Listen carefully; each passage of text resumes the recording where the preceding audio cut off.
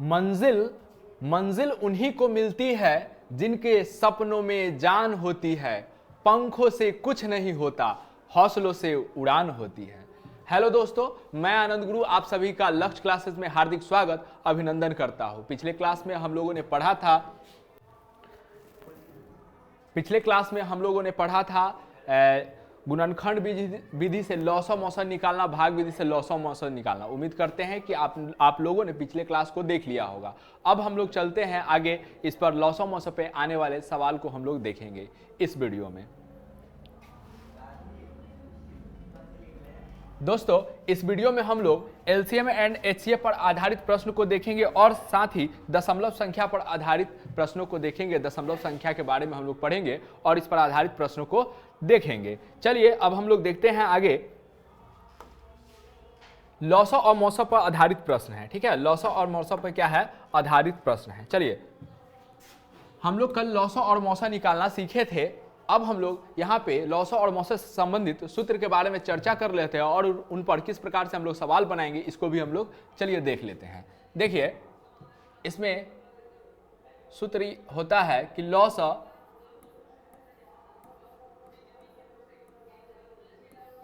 गुने मौसम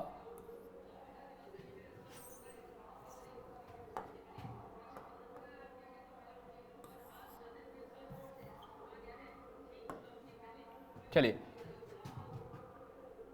सूत्र हमारा है कि लौसौ गुने मौसम बराबर पहली संख्या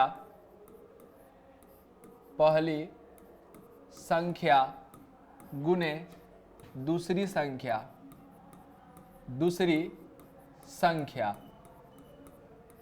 देखिए, ये हमारा क्या है? मेन फार्मूला है। ये आपका हमारा क्या है?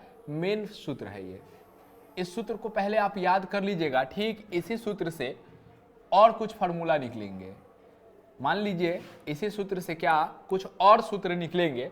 जैसे कि मान लीजिए अगर लौसौ आपको निकालना होगा तो लौसौ का क्या फार्मूला बनेगा, फिर मौसौ का क्या फार्मूला बनेगा, पहली संख्या का क्या फार्मूला, दूसरी संख्या का, यानी कि 4 सूत्र यहां से ही बनेंगे। चलिए किस प्रकार से बनेंगे देखते हैं हम इसको। देखिए, अगर आपको लौसौ निकालना हो, लौसौ, तो लौसौ हम लोग किस प्रकार से निकालेंगे? देखिए, लौसौ बराबर पहली संख्या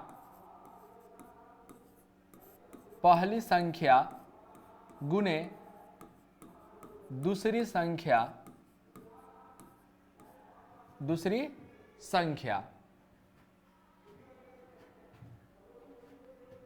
लौसौ बराबर पहली संख्या गुने दूसरी संख्या बटा क्या हो जाएगा? मौसौ, बटा मौसौ हो जाएगा। यह हमारा दूसरा फार्मूला हो जाएगा। अगर आपको मौसौ निकालना है, मौसौ, तो मौसौ बराबर हो जाएगा पहली संख्या गुने दूसरी संख्या बटा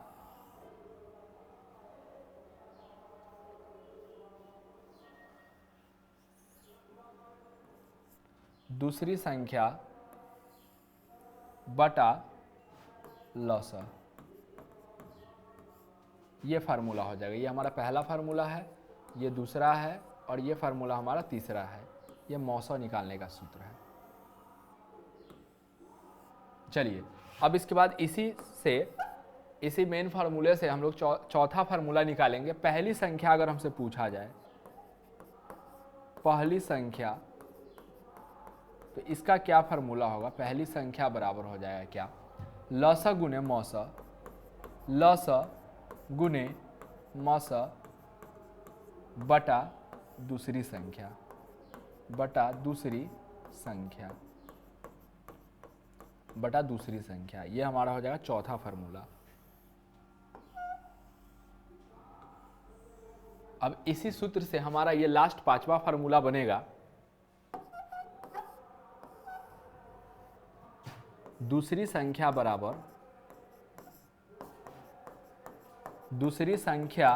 बराबर लौसौ गुने मौसौ बटा पहली संख्या।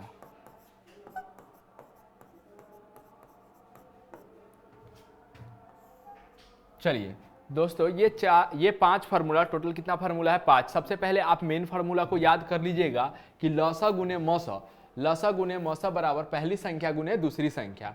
फिर इसी मेन फार्मूले से निकला कि लसा बराबर पहली संख्या गुने दूसरी संख्या बटा मौसा। फिर मौसा का क्या फार्मूला निकला कि मौसा बराबर पहली संख्या गुने दूसरी संख्या बटा लौसा। पहली संख्या बराबर लौसा गुने मौसा बटा दूसरी संख्या, दूसरी संख्या बराबर फार्मूला हमारा है लौसा गुने मौसा बटा पहली संख्या।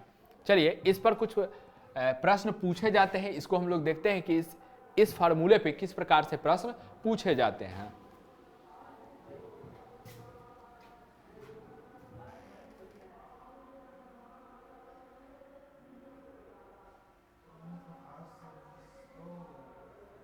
चलिए देखते हैं हम लोग प्रश्न यहां पे।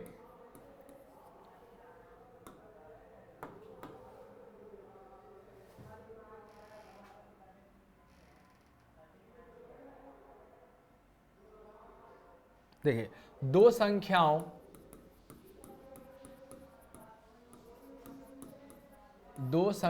का मौसा, दो संख्याओं का मौसा 13 तथा लसा 182 है, 182 है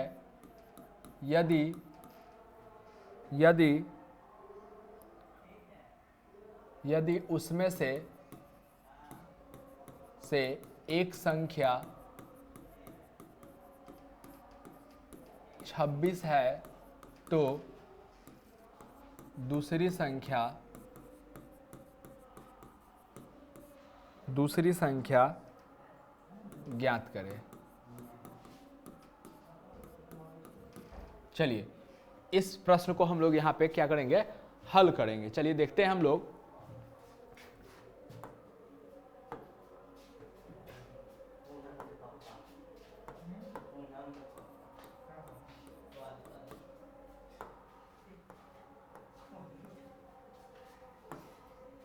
चलिए इसको हल करते हैं। दो संख्याओं का मौसा, मौसा हमें दिया गया है, मौसा कितना दिया गया है, मौसा हमें दिया गया है कितना 13। मौसा कितना दिया गया है, दो संख्याओं का 13 हमें मौसा दिया गया है। उसके बाद मौसा कितना है 13 है, तथा लसा कितना है 182। लसा कितना है हमें दिया गया है 182 दिया गया है। यदि उनमें से एक संख्या 26 है, यानी कि एक संख्या मान लीजिए ये पहली संख्या ही है, मान लीजिए कि कौन सा संख्या है, पहली संख्या आपको दिया गया है, पहली संख्या आपको दिया गया है कि पहली संख्या बराबर कितना है 26 है, तो दूसरी संख्या में निकालना है। दूसरी संख्या क्या होगा, व्हाट, ये दूसरी संख्या हमें क्या करना है, निकालना है। देखिए इसमें है टोटल कितना चीज, इसमें ना सिर्फ 4 चीज है, लौसा, मौसा, पहली संख्या, दूसरी संख्या, ये 4 चीज है। तो प्रश्न में होगा क्या कि आपको ये 4 में से ना कोई 3 दे देगा, आपको इन चारों में से क्या दे देगा, कोई 3 दे देगा और चौथे का मान आपसे पूछेगा। जैसे कि मान लीजिए लौसा दे दिया, मौसा दे दिया, पहली संख्या दे दिया, तो दूसरी संख्या आपसे पूछ देगा। लौसा दे दिया, मौसा दे दिया और दूसरी संख्या दे दिया, तो पहली संख्या आपसे पूछ लेगा। मान लीजिए पहली संख्या दूसरी संख्या दे दिया और मौसा दे दिया, तो आपसे लौसा पूछ सकता है। पहली संख्या दे दिया, दूसरी संख्या दे दिया और लौसा दे दिया, तो आपसे क्या पूछ लेगा, मौसा पूछ लेगा। यानी कि 4 ही इसमें चीज है, चारों में से कोई 3 आपको दे देगा, चारों में से कोई 3 आपको दे देगा। या आप पहली संख्या, 4 चीज कौन कौन है, पहली संख्या, दूसरी संख्या, लौसा और मौसा, इन चारों में से कोई 3 आपको दे देगा और चौथे का मान आपसे पूछेगा। तो कुछ भी पूछे, इन्हीं सूत्रों से इसको हम हल कर लेंगे। देखेंगे यहाँ पे हम लोग देख रहे हैं कि सवाल मौसा कितना है 13 है, लौसा कितना है 182 है, पहली संख्या कितना है 26 है, दूसरी संख्या कितना है हमें पता करना है। तो देखिए दूसरी संख्या बराबर क्या फार्मूला होता है कि दूसरी संख्या बराबर फार्मूला होता है, दूसरी संख्या बराबर क्या हो जाएगा, लौसा गुना मौसा बटा पहली संख्या, बटा पहली संख्या। चलिए अब हम डालते हैं दूसरी संख्या। लौसा हमें मालूम है, लौसा कितना है 182 गुने मौसा हमें मालूम है कितना है 13, अच्छा बटा पहली संख्या हम लोग कितना 26 मान लिए हैं, तो 26 है। चलिए अब इसको हम लोग काटते हैं। देखिए 13 से कट जाएगा, 13 एकम 13, 13 दूना 26, फिर 2 से ही कट जाएगा, 2 एकम 2, 2 से ही काटेंगे, 9 दूना 18, 2 एकम 2, 91 बार में। तो यानी कि काट 91 में फिर 1 से गुना करेंगे तो 91 आएगा और बटा में 1 आएगा। यहाँ पे एक का एक ऐसे भी छुपा रहता है तो डायरेक्ट कितना हो जाएगा संख्या हमारे पास 91। तो यानी कि दूसरी संख्या का मान कितना निकला 91। ठीक है, दूसरी संख्या का मान कितना निकला 91 निकला। चलिए इस पर एक और प्रश्न को हम लोग देख लेते हैं कि इससे जो प्रश्न आएंगे उसे हम लोग किस प्रकार से हल करेंगे। एक प्रश्न हम देख चुके हैं, यहाँ पे एक प्रश्न और हम लोग देख लेते हैं। चलिए यहाँ पे हम दूसरा प्रश्न देख लेते हैं इस टाइप पे।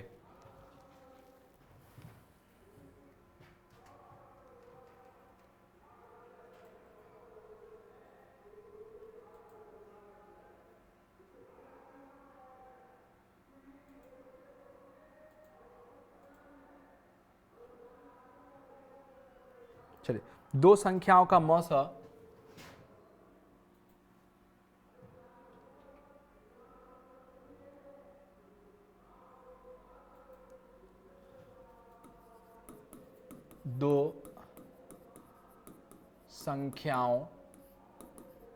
दो संख्याओं का मौस 18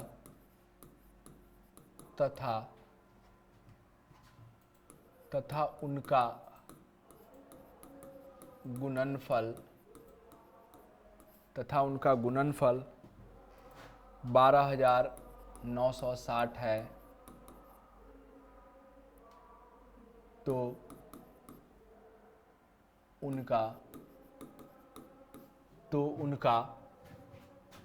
लॉस ज्ञात करें। चलिए ये हमारा सवाल है, ठीक है। चलिए इसको हम लोग हल करते हैं।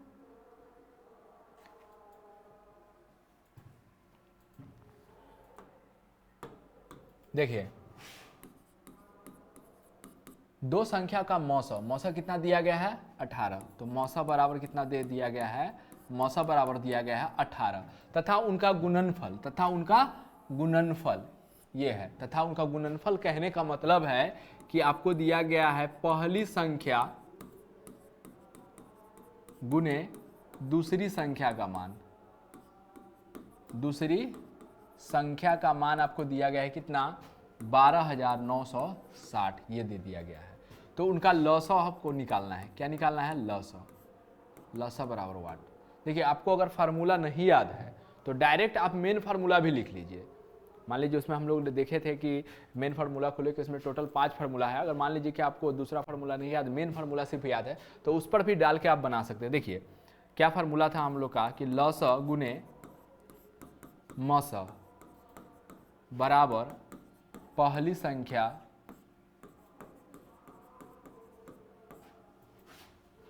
गुने दूसरी संख्या।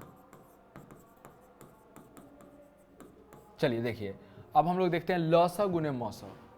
तो मौसा हमारे पास कितना है, लॉसा हमारे पास मालूम नहीं है, लॉसा निकालना है। तो लॉसा का लॉसा ही रहने देते हैं, गुने मौसा का मान कितना है 18 है, ठीक है।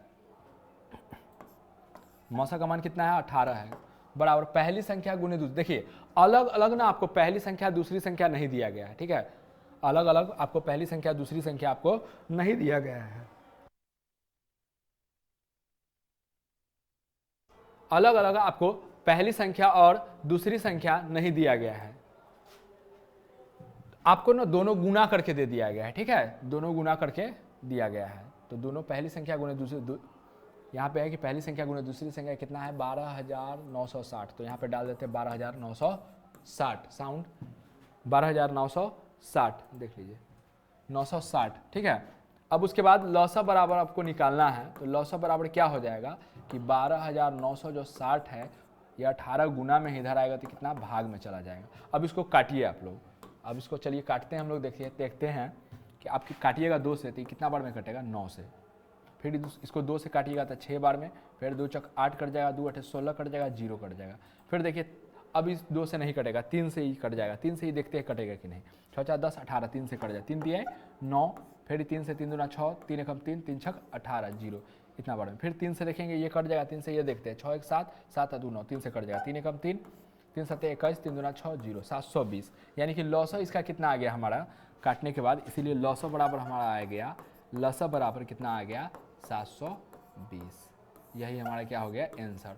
तो इस प्रकार से ये जो लॉसा मौसा वाला फार्मूला है उस पर प्रश्न पूछते हैं और इसको हम लोग इस प्रकार से हल करेंगे, ठीक है। इसमें मेनली 4 चीज़ है, इसमें मेनली क्या है 4 चीज़ है। पहली संख्या, दूसरी संख्या, लॉसा मौसा। इसमें से आपको ना कोई 3 दे देगा, कोई 3 दे देगा, चौथे का मान पूछेगा, फार्मूला आपको याद होगा, इस पर आराम से डाल दीजिएगा मान और उसके बाद आप इसका हल कर लीजिएगा इसको। चलिए अब हम लोग देखते हैं आगे, अब हम लोग चलते हैं, यहाँ पे कुछ और प्रश्न हम आपको बताते हैं। तो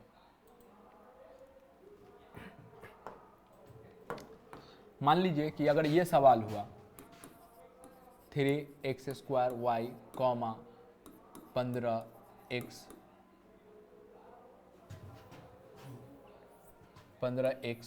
y, 20x4 y z3 का लॉसा मौसा निकालना है, का लॉसा मौसा, लॉसा तथा मौसा निकालिए, निकाले। चलिए इसको देख लेते हैं। ऐसे इस प्रश्न को हम लोग ना बेसिक वाले वीडियो में पढ़ेंगे, ये अलजेब्रा का लॉसा मौसा है तो इसको हम लोग वहाँ पे पढ़ेंगे, लेकिन कुछ एक ये सवाल हम लोग समझ लेते हैं कि किस प्रकार से अलजेब्रा के लॉसा मौसा को हम लोग बनाएंगे। चलिए देखिए, पहला हमारे पास है 3x² y, तो इसका अगर हम लोग गुणनखंड करेंगे, अभाज्य गुणनखंड, तो 3 आ जाएगा 1 गुणे 3, और इसमें x 2 बार है तो 2x गुणे y 1 बार है। 15 का 15xy है, x 15xy पर पावर कितना है 2।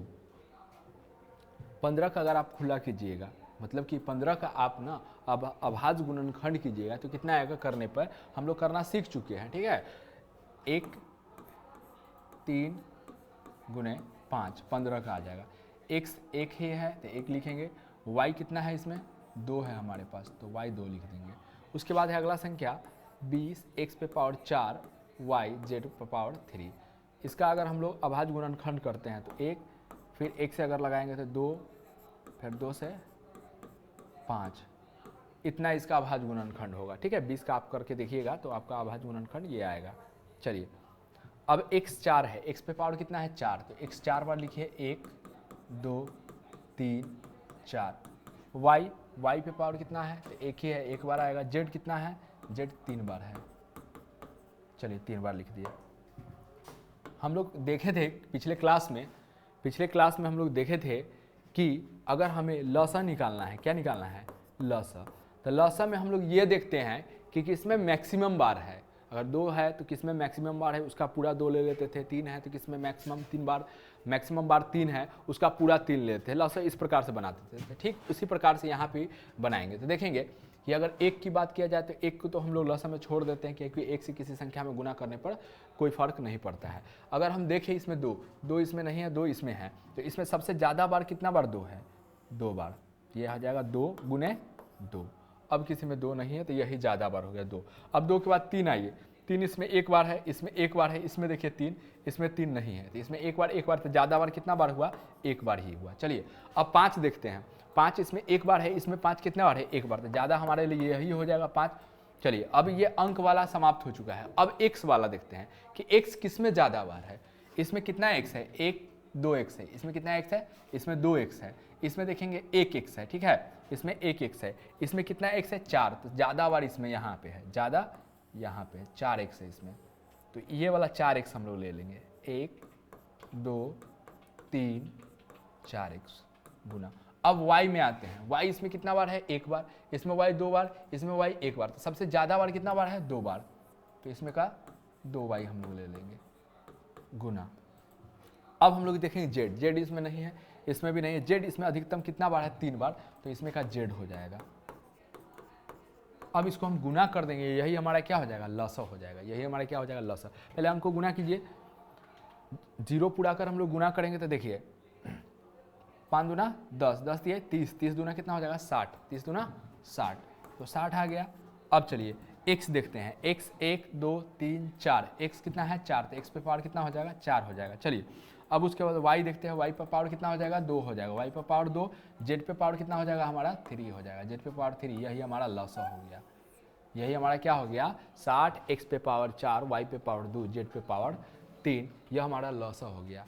अगर इसका मौसा निकालना है, अगर इसका मौसा निकालना है तो मौसा के लिए हम लोग देखे थे कल कि कॉमन वाला देखते हैं कि सब में होना चाहिए वो चीज़। तो देखते हैं यहाँ पे हम लोग मौसा के लिए हम लोग देखते हैं यहाँ पे कि 1 तीनों में है तो 1 ले लिए, गुना 3 इसमें भी है, 3 इसमें भी है, इसमें 3 नहीं है, इसमें 3 नहीं है तो 3 हम नहीं लेंगे।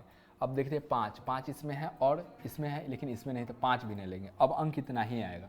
अब x देखते हैं, एक x इसमें है, x इसमें है और x इसमें है, इसमें भी है, तो कॉमन जो मिल रहा है हमें x x x, ये कॉमन मिल रहा है हमें, ये कॉमन मिल रहा है, तो यानी कि एक x हो गया। अच्छा फिर ये x मिल रहा है क्या, नहीं, ये x इसमें है, इसमें नहीं है, इसमें है, तो तीनों में होना चाहिए, तीनों में नहीं है तो ये लिए, इसलिए हम लोग एक्स्ट्रा अब कोई x नहीं लेंगे। चलिए अब y देखते हैं, y इसमें है, इसमें है, इसमें भी है, तो y यहाँ पर भी मिल रहा है, y इसमें भी कोई y मान लीजिए मिल रहा है, ये तीनों में मिल रहा है, तो एक तो हम लोग क्या कर लेंगे y ले लेंगे, एक हम लोग क्या कर लेंगे y ले लेंगे, तो यही x y। और कुछ है इसमें z, z इसमें नहीं है, इसमें नहीं, इसमें है, तो तीनों में होना चाहिए, कॉमन होना चाहिए, तभी जाके z लेते, तो नहीं हो रहा है कॉमन, तो यानी कि अगर गुना करेंगे तो कितना हो जाएगा एक्स वाई ही हमारा, एक लिखिए या नहीं लिखिए, एक यहाँ छुपा रहता है, ठीक है, एक्स वाई लिखे हैं, इसमें भी एक क्या है छुपा है, तो एक्स वाई हमारा क्या हो जाएगा मौसा हो जाएगा। तो इस प्रकार से हम लोग ना बीज गणित वाले जो मतलब प्रश्न होंगे लसा मौसा से संबंधित, उसको हम लोग बना लेंगे। चलिए अब हम लोग आगे चलते हैं। अब हम लोग दशमलव संख्या के बारे में पढ़ते हैं कि दशमलव संख्या किसे कहते हैं। दशमलव संख्या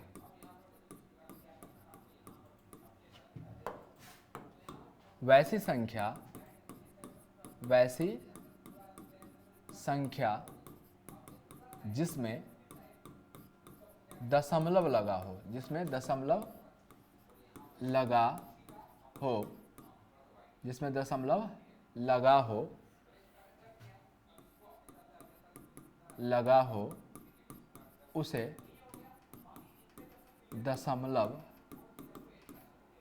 उसे दशमलव संख्या कहते हैं, दशमलव संख्या कहते हैं। एग्जाम्पल देखते हैं हम लोग 2.46 कॉमा 3.469 कॉमा 23.047 कॉमा 8.543।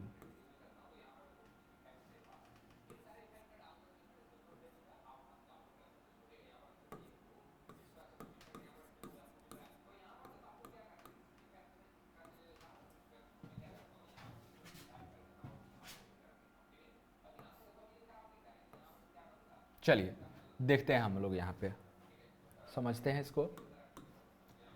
सवाल है हमारा कि दशमलव संख्या किसे कहते हैं। सवाल क्या है हमारा, दशमलव संख्या किसे कहते हैं। तो वैसी संख्या जिसमें दशमलव लगा हो, जिसमें क्या लगा हो, दशमलव लगा हो, उसे दशमलव संख्या कहते हैं। यहाँ पे देखिए, यहाँ पे एक संख्या है जिसमें क्या है, दशमलव लगा हुआ है, ठीक है, तो ये दशमलव संख्या है। इसको हम लोग किस प्रकार से पढ़ेंगे ये देखते हैं। इसे पढ़ेंगे हम लोग 2.46, 2 कितना पढ़ेंगे 46। देखिए नियम ये है कि दशमलव के जो बाद वाली संख्या है सबको ना एक एक करके पढ़ते हैं, एक एक करके पढ़ते हैं, ठीक है। यानी कि आप इसको 2.46 नहीं बोल सकते हैं, आपको इसको बोलना है 2.46, 2.46, ठीक है। 3.469 कॉमा 23, इसको हम एक साथ पढ़ सकते हैं। दशमलव के बाईं ओर जो संख्या है उसको हम एक साथ पढ़ सकते हैं, लेकिन जो दशमलव के जो बाईं ओर संख्या है उसको हम लोग एक साथ पढ़ सकते हैं, लेकिन जो दाईं ओर संख्या है उसको एक साथ नहीं पढ़ेंगे। इसको हम लोग पढ़ेंगे 23.047, ठीक है। उसके बाद ये है 8.5449 पर कितना है, रेकरिंग है, ठीक है। उसके बाद है 2.346 डैश डैश डैश, चलिए, ये हम लोगों ने देखा दशमलव संख्या के बारे में कि दशमलव संख्या किसे कहते हैं, कुछ एग्जाम्पल हमने देखा। और यहाँ पे एक बात और हम लोग ने देखा कि दशमलव के बाद के जो अंक होते हैं, दशमलव के बाद के जो अंक होते हैं, जो दशमलव के दाएं ओर होते हैं, उसे हम लोग एक एक अंक करके पढ़ते हैं। और एक और बात है यहाँ पे कि अगर कोई संख्या लिखा हुआ है,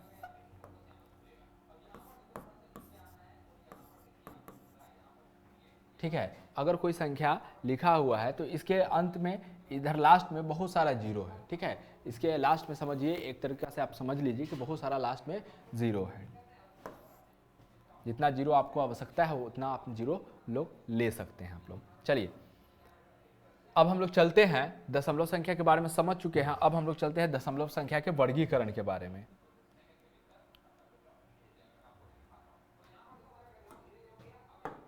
चलिए, दशमलव संख्या का अब हम लोग क्या करते हैं, वर्गीकरण। अगर दशमलव संख्या है, देखिए दशमलव संख्या,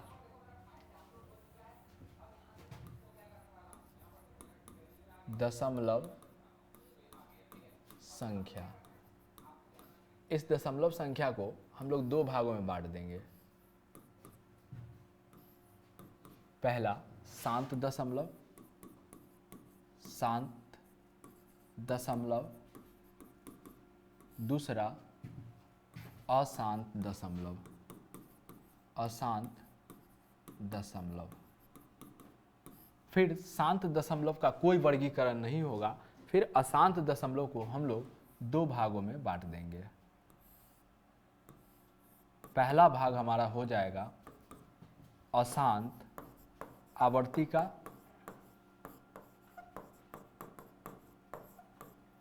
दूसरा हो जाएगा अशांत अनावर्ती का।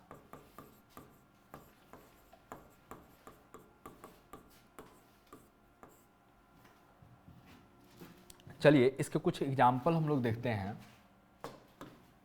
दशमलव संख्या, दशमलव संख्या के हम लोग पीछे कुछ एग्जाम्पल देख चुके हैं कि जैसे 3.2 -4.78 -23.09 डैश डैश, ये सभी क्या है, ये सभी क्या है, दशमलव संख्या है। ये सभी क्या है, ये सभी आपके दशमलव संख्या है, ठीक है, ये सभी क्या है, दशमलव संख्या है। फिर इस दशमलव संख्या को दो भागों में बांटा गया, शांत दशमलव और अशांत दशमलव। शांत दशमलव के कुछ एग्जाम्पल हम लोग देखते हैं, जैसे 3.5, 46.084, 3.004, ये सभी क्या है, शांत दशमलव के एग्जाम्पल है। चलिए, अब उसके बाद हम लोग देखते हैं अशांत दशमलव। तो अशांत दशमलव को दो भागों में बांटा गया है। अशांत दशमलव को कितने वर्गों में बांटा गया है, दो भागों में बांटा गया है, अशांत आवर्ती, अशांत अनावर्ती। तो अशांत आवर्ती के हम लोग कुछ एग्जाम्पल देखते हैं, जैसे 2.5 पर रेकरिंग, रेकरिंग वाले जो संख्या है उसे अशांत आवर्ती हम लोग कहते हैं, या 3.469। और ध्यान दीजिए, यहाँ पे एक बात हम लोग जानते हैं कि रेकरिंग को हम लोग इस प्रकार से या इस पर ऊपर में बिंदु देकर भी हम लोग दर्शाते हैं कि ये क्या है, रेकरिंग है, ठीक है, ये क्या है, रेकरिंग है। तो इसको हम लोग किस प्रकार से पढ़ेंगे, 3.469 पर रेकरिंग, ठीक है, 3.469 पे रेकरिंग। तो ये रेकरिंग वाला जो संख्या है अशांत आवर्ती होता है, ठीक है। उसके बाद अशांत अनावर्ती, 2.46984 dash dash dash 3.4209123 dash dash dash. देखिए पहचान, अब हम लोग कुछ पहचान देख लेते हैं। हम लोग क्या देखते हैं, पहचान, कि इसको आप कैसे पहचानिएगा। शांत का पहचान क्या है, ठीक है, शांत का क्या है, शांत का पहचान क्या है। तो पहचान आप लोग समझिए कि शांत वह है जिसमें ना दशमलव के अलावा दशमलव के अलावा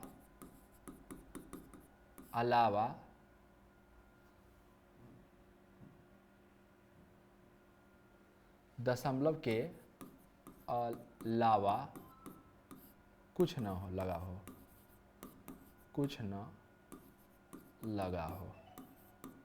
देखिए इसमें सिर्फ क्या है, दशमलव लगा है और रेकरिंग उकरिंग कुछ नहीं लगा है, डैश डैश भी नहीं लगा है। तो ये शांत दशमलव है। इसमें भी देखिएगा सिर्फ दशमलव है, उसके बाद इसमें कुछ रेकरिंग या डैश डैश नहीं लगा है, तो ये शांत दशमलव है। अशांत, अशांत दो वर्गों में बट गया, अशांत आवर्ती, अशांत अनावर्ती। तो अशांत आवर्ती का क्या पहचान है? अशांत आवर्ती का यदि किसी दशमलव में दशमलव संख्या में रेकरिंग लगा हो तो वह अशांत आवर्ती दशमलव होगा।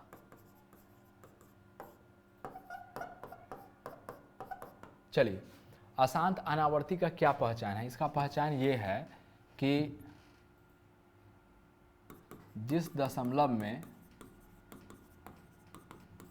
में डैश डैश का प्रयोग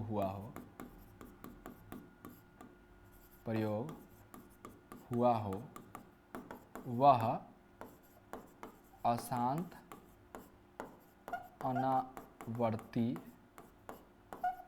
दशमलव है।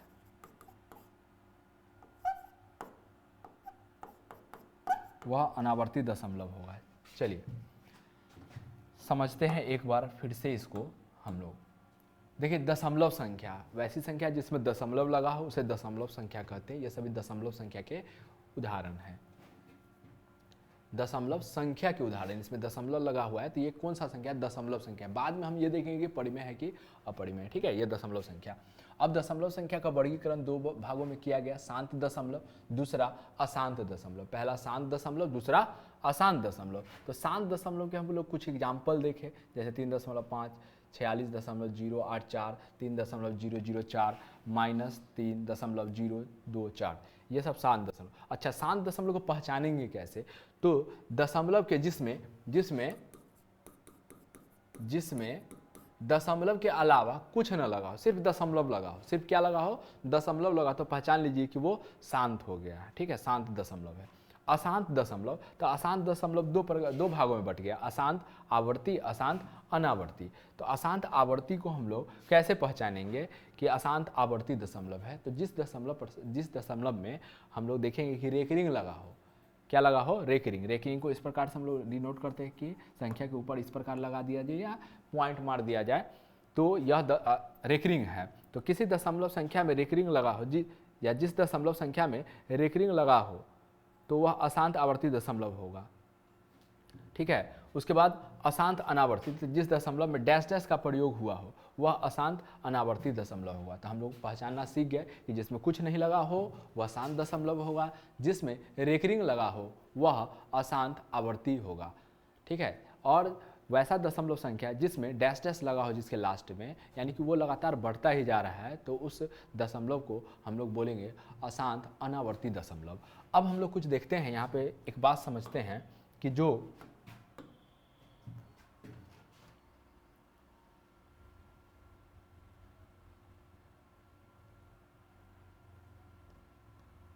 चलिए अब हम लोग यहाँ पे कुछ समझते हैं।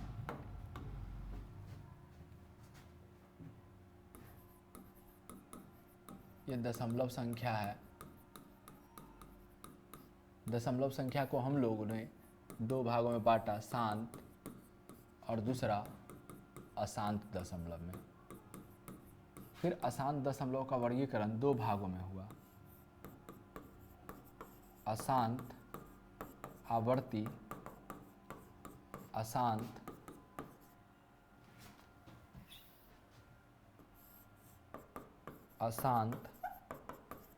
अनावर्ती, अशांत अनावर्ती। तो जितने भी शांत दशमलव है और जितने भी अशांत आवर्ती वाले हैं वो सभी क्या कहलाएंगे? परिमेय संख्या। जितने भी शांत या अशांत आवर्ती दशमलव है वे सभी परिमेय संख्या होंगे। और जितने भी अशांत अनावर्ती दशमलव है वो अपरिमेय संख्या होंगे, अपरिमेय संख्या होंगे। ठीक है, वो क्या होंगे? अपरिमेय संख्या। जैसे कि कुछ एग्जाम्पल्स हम लोग समझते हैं। ठीक है, कुछ एग्जाम्पल से समझते हैं कि शांत जो होगा उसे परिमेय संख्या वह होगा, क्योंकि उसे p बटा q के रूप में लिख देंगे। अशांत आवर्ती वाला भी, यह भी परिमेय संख्या होगा। ठीक है, लेकिन अशांत अनावर्ती जिसमें डैश डैश लगा हो, जिसमें वैसा दशमलव जिसमें डैश डैश लगा हो, उसे हम लोग p बटा q के रूप में नहीं लिख सकते हैं, तो वह अपरिमेय संख्या हो। वह क्या कहलाएगा? अपरिमेय संख्या। चलिए इस पर आने वाले कुछ प्रश्नों को हम लोग देखते हैं। हम लोग कुछ पहचानना सीखते हैं इसमें।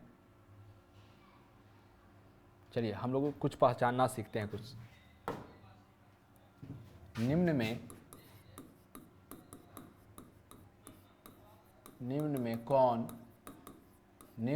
कौन शांत दशमलव है? ऑप्शन ए 2.4 पे recurring, B 3.09, 4 dash dash, C number 1.5, D number कोई नहीं। चलिए, निम्नलिखित में कौन शांत दशमलव है? तो अभी हम लोग तुरंत समझे हैं कि शांत दशमलव उसको बोलेंगे जिसमें सिर्फ दशमलव के अलावा कुछ नहीं हो। इसमें दशमलव के अलावा क्या लगा हुआ है? रेकरिंग, इसलिए यह शांत दशमलव नहीं है, यह अशांत आवर्ती है। इसमें क्या है? डैश डैश लगा हुआ है, तो यह अशांत अनावर्ती दशमलव है। ठीक है, यह अशांत अनावर्ती दशमलव। अब है 1.5, इसमें दशमलव के अलावा कुछ नहीं है, तो यही हमारा क्या हो जाएगा? शांत दशमलव का मतलब कि हो जाएगा ये हमारा। चलिए दूसरा सवाल हम लोग देखते हैं इसमें। निम्न में कौन अशांत आवर्ती दशमलव है? निम्नलिखित में कौन अशांत आवर्ती है? ऑप्शन ए 2.46, ऑप्शन बी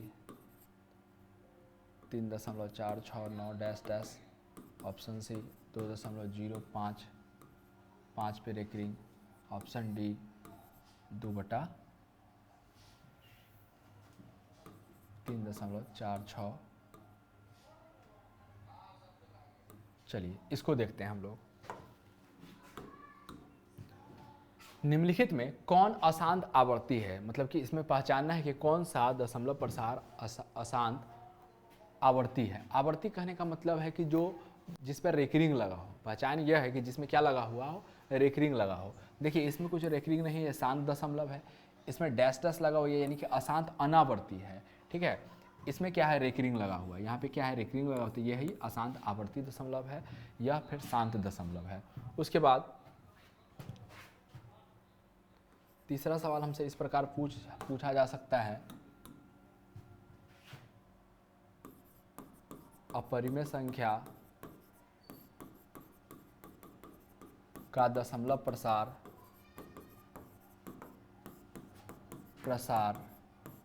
अपरिमेय संख्या का दशमलव प्रसार कैसा होगा? ऑप्शन ए शांत, ऑप्शन बी अशांत आवर्ती, ऑप्शन सी अशांत अनावर्ती, ऑप्शन डी कोई नहीं। चलिए इसको हम लोग हल करते हैं कि अपरिमेय संख्या का दशमलव प्रसार कैसा होगा। तो हम लोग जानते हैं कि अपरिमेय संख्या का दशमलव प्रसार क्या होगा? अशांत अनावर्ती, यानी कि जिस संख्या में डैश डैश लगा होता है वह अशांत अनावर्ती कहलाता है। तो शांत नहीं हुआ, क्योंकि जो शांत होगा वो परिमेय संख्या होगा। अशांत आवर्ती वाला भी क्या होगा? परिमेय संख्या होगा। अशांत अनावर्ती वाला क्या होगा? हमारा अपरिमेय संख्या का दशमलव प्रसार होगा। चलिए अब हम लोग चलते हैं आगे। दशमलव संख्या पर आधारित प्रश्न, दशमलव संख्या पर आधारित प्रश्न हम लोग देखते हैं। ठीक है,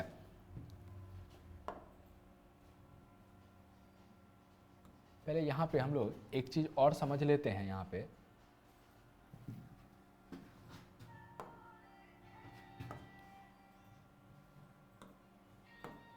अगर कोई संख्या अगर कोई परिमेय संख्या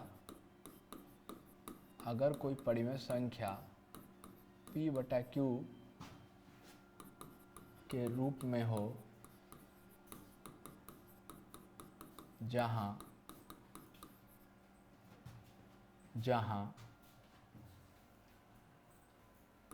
q नॉट इक्वल टू 0 तथा PQ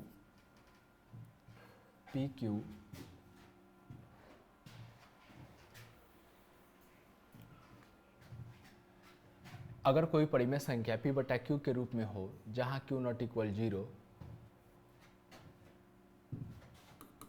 तथा यदि q बराबर 2 पर पावर m गुने 5 पर पावर n, यानी कि q जो हो 2 पर पावर m गुने 5 पर पावर n के रूप में हो तो उसका दशमलव प्रसार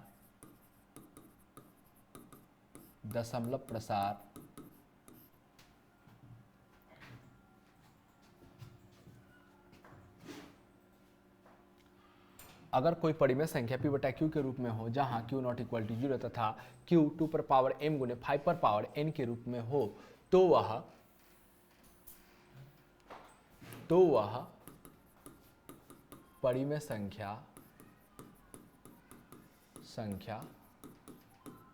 होगी। चलिए जैसे हम लोग देखते हैं यहाँ पे, समझते हैं यहाँ पे,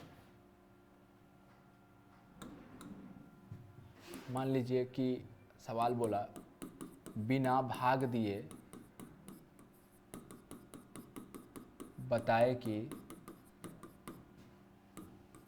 13 बटा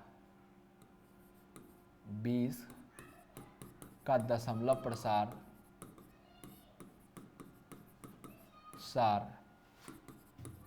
कैसा होगा। तो देखिए इसके लिए हम लोग क्या करेंगे, बिना भाग दिए बताए कि 13 बटा 20 का दशमलव प्रसार कैसा होगा। तो एक विधि, एक तरीका ये है कि आप लंबी विभाजन द्वारा 20 से भाग देंगे किस में, 13 में, और उसको हम लोग देखेंगे कि अगर पूरा पूरा कट जा रहा है तो शांत है, अगर वहाँ पे भाग रिपीट होने लगा तो अशांत आवर्ती है, अगर भाग लगातार बनते जा रहा तो अनावर्ती हो जाएगा। ठीक है, ये चलिए तो देखते हैं इसको हम लोग।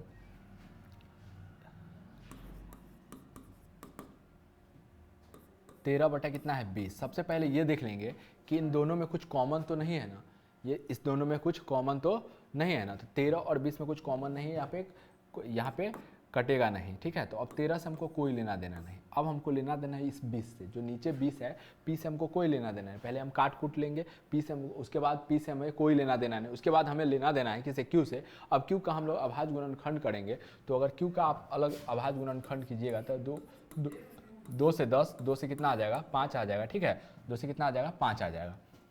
तो यानी कि इसको आप हम लोग लिख सकते हैं 2 पर पावर कितना 2 गुने 5 पर पावर कितना लिख सकते हैं 1 लिख सकते हैं। तो यहाँ देखिए, तो हम लोग बोलेंगे कि चूंकि 13 बटा 20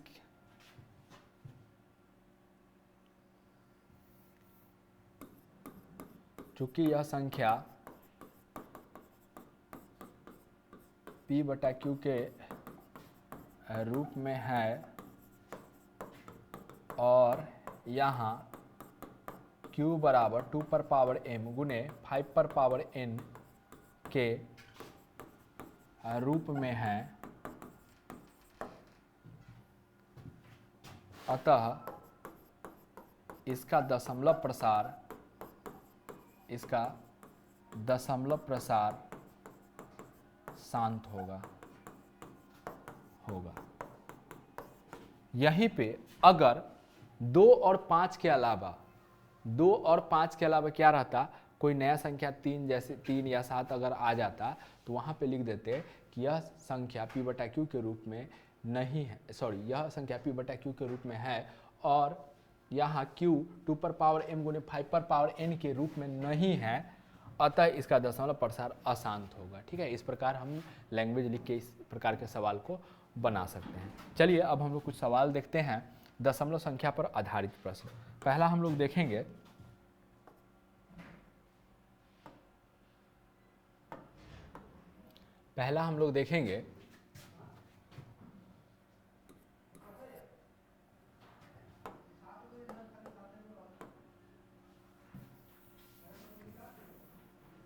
चलिए पहला सवाल हम लोग देखेंगे कि 3.5 को P/Q के रूप में लिखे। ये हो जाएगा हमारा पहला सवाल।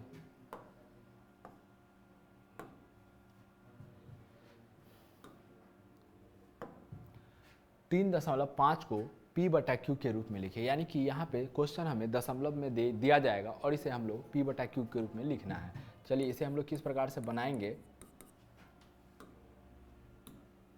देखिए क्या है, यह शांत दशमलव है तो 3 दशमलव कितना लिखेंगे 5, 3 दशमलव कितना लिखेंगे 5। P/Q के रूप में अगर इसे बदलना है तो 3.5 है, हम लोग क्या करेंगे दशमलव को उड़ाएंगे तो बटा में 1 दे देंगे। दशमलव के बाद 1 अंक है, दशमलव के बाद कितना अंक है 1 अंक, तो 1 शून्य दे देंगे, यानी कि 35 बटा कितना आया 10। अब यहाँ पे हम लोग काटेंगे 5 से, 5 दूना 10, 5 7 35, यानी कि 7/2 हमारा आंसर हो जाएगा। कितना हो जाएगा 7/2। तो यहाँ पे हम लोग देखें कि अगर दशमलव में कोई संख्या है तो उसे हम लोग P/Q के रूप में किस प्रकार से लिखेंगे। चलिए और कुछ प्रश्न हम लोग देखते हैं। ये शांत दशमलव को हम लोग बदल रहे हैं, ठीक है।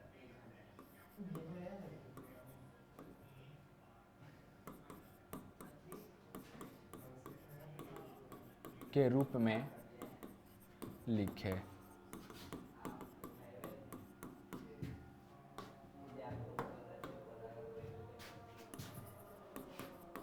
दो 2.4 लिखेंगे, दशमलव को उड़ाएंगे तो 1, दशमलव के बाद 1 अंक है तो 0 दे देंगे, यानी 24 बटा कितना आ जाएगा 10। काटेंगे 2 से 5 बार में, 2 से काटेंगे तो ये 12 बार में, तो यानी 12/5। अब ये नहीं कटने वाला है तो 12/5 इसका क्या हो जाएगा आंसर हो जाएगा। यहाँ पे हम लोग देख रहे हैं कि दशमलव संख्या में प्रश्न दिया गया है उसे हम लोग P/Q में हमें बदलना है। अब इसका जस्ट अपोजिट यहाँ पे प्रश्न होगा, जस्ट इसका अपोजिट होगा प्रश्न कि अब हमें बटा में संख्या दे दिया जाएगा। जैसे मान लीजिए कि 3/5/4 को दशमलव में लिखे। चलिए ये क्वेश्चन आएगा। अब यहाँ पे क्या है, इस दोनों टाइप में क्या अंतर है कि यहाँ दशमलव में संख्या हमें दिया गया है और उसे P/Q के रूप में लिखना है, और अभी इसका जस्ट उल्टा है कि P/Q के रूप में दिया गया है और इसे हमें दशमलव में बदलना है। चलिए इसको हम लोग किस प्रकार से बनाएंगे, देखिए 35 बटा कितना है 4 है, 35 बटा कितना है 4, तो बराबर। अब हम लोग क्या करेंगे, नीचे वाले से ऊपर वाले में भाग देंगे, तो 4 से भाग देंगे 35 में तो 4 8 32 लग जाएगा। 4 8 कितना लगेगा, 4 से भाग देंगे कितना में 35 में, 4 8 32 लग जाएगा। 5 में से 2 गया तो कितना आ जाएगा 3, 3 में से 3 गया कटम कुटम, ठीक है।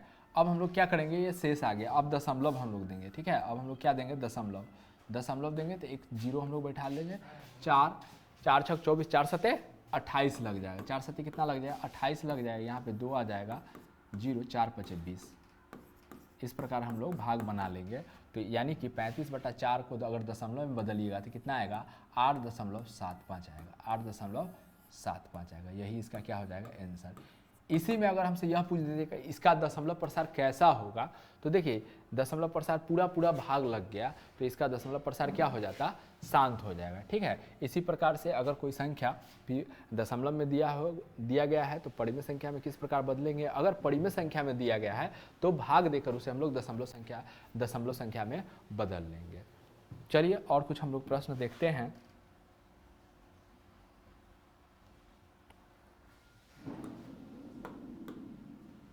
चलिए देखिए, जब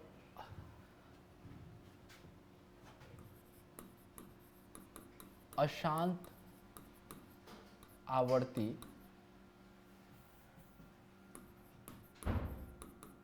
अशांत आवर्ती दशमलव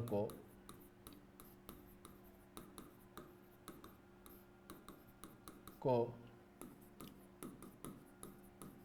परिमेय संख्या में बदलना। ठीक है, अशांत आवर्ती दशमलव को परिमेय संख्या में बदलना। मान लीजिए जी आपको अगर ये सवाल दे दिया जाए, पहले हम इसका कॉन्सेप्ट देख लेते हैं। देखिए डायरेक्ट अगर ट्रिक से 9th क्लास में बेसिक में हम लोग को इसमें पढ़ना है। ठीक है, तो वहाँ पे बेसिक वाला हम लोग छोड़ दे रहे हैं, 9th क्लास में हम लोग देखेंगे। हम लोग यहाँ पे एक ट्रिक के माध्यम से यहाँ पे देख रहे हैं। जैसे कि मान लीजिए आपके पास अगर आ गया 1.5, 1.5 पे क्या है, ये रेकरिंग है। ठीक है, या मान लीजिए 4 दशमलव कितना है, 5 है, 4.5 पे क्या है, रेकरिंग है। इसे P/Q के रूप में लिखे, इसे P/Q के रूप में लिखे। चलिए इसको अब हम लोग हल करते हैं। इसको अब हम लोग क्या करते हैं, इसको हम लोग अब हल करते हैं। तो 4.5 पे रेकरिंग है। देखिए रेकरिंग वाला सवाल मान लीजिए यहाँ पे समझते हैं हम लोग। क्या है कि मान लीजिए A.BC इस प्रकार कुछ संख्या है, इस प्रकार कोई क्या है, कोई संख्या है इस प्रकार। यहाँ पे रेकरिंग लगा हुआ है, इस पर क्या लगा हुआ है, रेकरिंग। तो इसको अगर P/Q में बदलना है, P/Q के रूप में डायरेक्ट बदलना है, तो क्या कीजिए आपको, देखिए कि मेन अंक कितना है। तो मेन अंक है ABC। मेन अंक क्या है हमारा, ABC माइनस। ठीक है, मेन अंक कितना है, तो ABC है, तो ABC हम लोग लिख दिए। उसके बाद माइनस, कौन नहीं दोहरा रहा है, यह रिपीट हो रहा है। C क्या हो रहा है, रिपीट। AB रिपीट नहीं हो रहा है, तो AB को हम लोग क्या कर लेंगे, घटा लेंगे। AB को हम लोग क्या कर लेंगे, घटा लेंगे। ठीक है, AB को हम लोग क्या कर लेंगे, घटा लेंगे। अब बटा दे दिए, अब हमें बटा में लिखना है। तो बटा वाला में हमें आगे वाला से कोई मतलब नहीं है, ये A से हमें अब कोई, नीचे के लिए A से हमें कोई मतलब नहीं। अब हमें मतलब है दशमलव के बाद वाले संख्या से, तो BC है। तो देखिए यहाँ पे एक संख्या पर यानी कि सिर्फ C पर क्या है, रेकरिंग है। तो जितना संख्या पे रेकरिंग रहेगा उतना हम लोग 9 डाल देंगे। तो यहाँ एक संख्या पे रेकरिंग है, तो यहाँ पे हम लोग क्या कर देंगे, एक 9 डालेंगे। और एक संख्या ऐसे ही है, तो जो संख्या ऐसे ही बच जाएगा उसके बदला हम लोग क्या डालेंगे, 0। यही हमारा क्या बन जाएगा, यही हमारा ट्रिक है। ठीक है, यही हमारा क्या है, ट्रिक है। चलिए इसी ट्रिक के माध्यम से इसको हम बनाते हैं। देखिए किस प्रकार से इसको हम लोग बनाएंगे। देखिए इसमें हम लोग इसको इस प्रकार से बोलेंगे कि मेन अंक कितना। तो मेन अंक मान लीजिए दशमलव सब हट जाए, तो ये 45 लिखा हुआ है। कितना लिखा हुआ है, 45 माइनस कौन नहीं दोहरा रहा है, मतलब कौन सा ऐसा अंक है जो रिपीट नहीं हो रहा है। तो 4 रिपीट नहीं हो रहा, तो 4 को हम लोग माइनस करेंगे, बटा। अब बटा में ना आगे वाला से कोई मतलब नहीं है, बटा के लिए हम सिर्फ दशमलव के बाद वाला से मतलब है। तो दशमलव के बाद में क्या है, 5 पर रेकरिंग है, तो रेकरिंग के लिए हम लोग जानते हैं कि हम लोग 9 देते हैं। तो अब 45 में से 4 घटाएंगे तो कितना आ जाएगा, 41/9। यही इसका क्या हो जाएगा, देखेंगे ये कटने वाला नहीं है, तो 41 बटा क्या हो जाएगा, 9। यही हमारा आंसर हो जाएगा। चलिए और कुछ सवाल हम लोग देख लेते हैं, इसमें और सवाल समझते हैं हम लोग। दूसरा सवाल ये है हमारा कि 12.08 ये हमारा 12.8, 12 दशमलव कितना है, 8 पर रेकरिंग को P/Q के रूप में लिखे। ये है हमारा। चलिए ये है हमारा, ठीक है। चलिए तो 12.8 लिखेंगे, 8 पे क्या है, रेकरिंग है, बराबर। हमने आपको इस प्रकार से बोलना बताया कि आप लोग बोलिए कि मेन अंक कितना है इसमें। अगर इसमें से सब चीज़ हटा दिए तो मेन अंक 128 है। कितना है, 128। अब माइनस डालिए, देखिए 8 रिपीट कर रहा है, कौन कौन नहीं रिपीट कर रहा है, तो 1 2, तो यानी कि 12 जो है सो रिपीट नहीं कर रहा है, बटा। 12 रिपीट नहीं कर रहा है, बटा। अच्छा अब हमें आगे वाला से कोई मतलब नहीं है, 12 से अब हमको कोई मतलब नहीं। अब मतलब है दशमलव के बाद वाली संख्या से। दशमलव के बाद वाली संख्या कितने संख्या पर रेकरिंग है, एक संख्या पे, तो उसके बदले में हम लोग एक 9 डाल देंगे। तो यहाँ घटाएंगे तो 8 में से 2 घटाएंगे तो 6 आ जाएगा, 2 में से 1 घटाएंगे तो 1 आ जाएगा, 1 का 1 आ जाएगा, बटा में कितना आ जाएगा, 9 आ जाएगा। अब इसको हम लोग काट कर देखेंगे, कटने वाला है, ये 2 से कटेगा, ये 2 से नहीं, ये 3 से कटेगा, ये 3 से 6 एक साथ, एक 8 3 से नहीं कटेगा। अब उसके बाद 9 से डायरेक्ट अब हम लोग देखेंगे कि अब 9 से ये कटेगा कि 9 एकम 9, 10, 11 दूर अभी नहीं कटने वाला है, तो यही हमारा क्या हो जाएगा, यही हमारा क्या हो जाएगा, आंसर हो जाएगा। तो इस प्रकार के जो प्रश्न होते हैं, जो अशांत आवर्ती दशमलव होते हैं, उसे हम लोग P/Q के रूप में बदलते हैं। उम्मीद करते हैं कि आपको यह बदलना आ गया होगा। अब हम लोग मिलेंगे अपने नेक्स्ट क्लास में। आज के लिए थैंक यू।